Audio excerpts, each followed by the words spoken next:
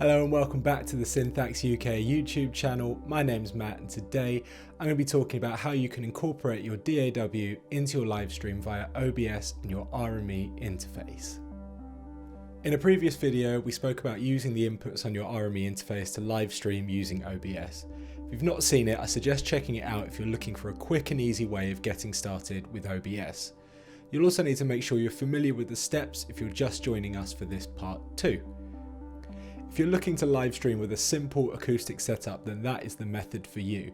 However, for a lot of people, working straight out of your DAW would be the direction of choice. Of course, the obvious benefits of live streaming directly from a DAW would be access to all your virtual instruments, as well as your plugins and effects. Working out of your DAW is also really great if you want to live stream the complete creation of a whole composition.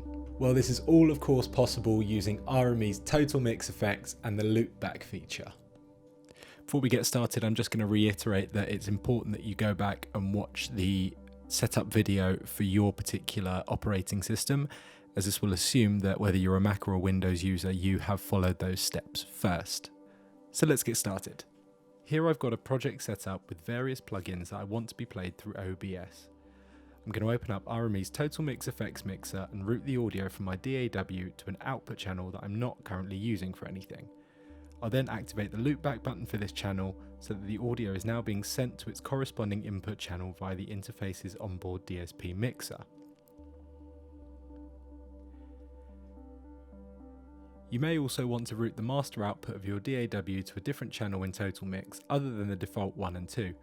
This gives your DAW its own dedicated channel which is independent from any of your computer system sounds, as these will play via software playback channels 1 and 2 by default. Now I can route this software channel to the loopback channel instead and have a separate level control for all of my computer's other audio.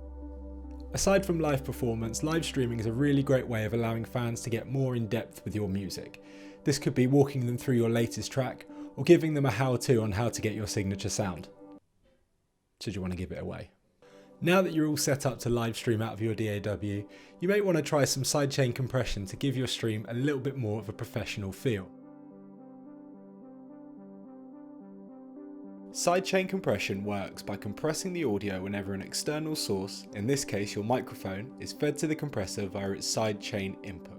In practice, this means that every time that you speak into your microphone, the rest of the tracks in your DAW's volume will be lowered, and then when you stop talking, those volumes will be raised again. It's the same method that radio DJs use when they talk on top of a song, and it's a really nice finishing touch for your live stream. The method for doing this will be slightly different for each DAW, but essentially you're going to want to group all of your different tracks together with the exception of your microphone.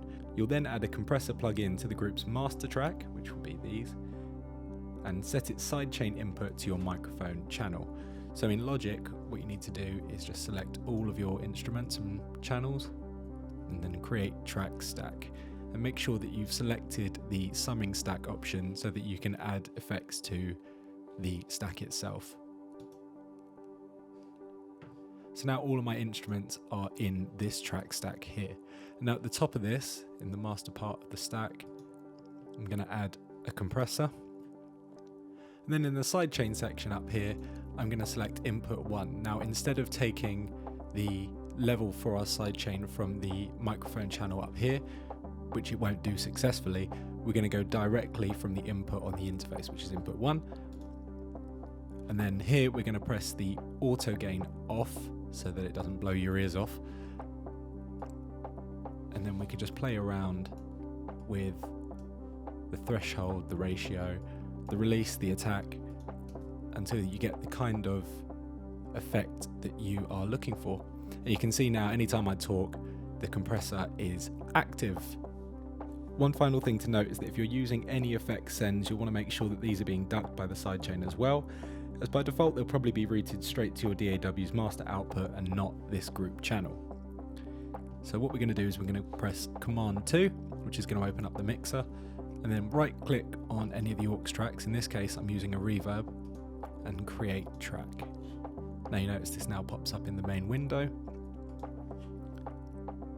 Currently the output for this is stereo out, but if I just drag this into the track stack, then it's changed now to bus 2, which is the same as the rest of the channels here. So now when you play it and you select your microphone channel, you'll be able to hear the reverb and any of your other aux tracks being ducked by that sidechain compression. You can also change it directly from the mixer window. Obviously press Command 2 again, open the mixer, and then in this stack, find the reverb, and then where it says output here, you can just click this and then choose any output you like. I just prefer this to be in the stack with the rest of the instruments, because then this gives you a really easy way of seeing what is going to be ducked by the compression. And that's it, you're now ready to live stream out of your DAW.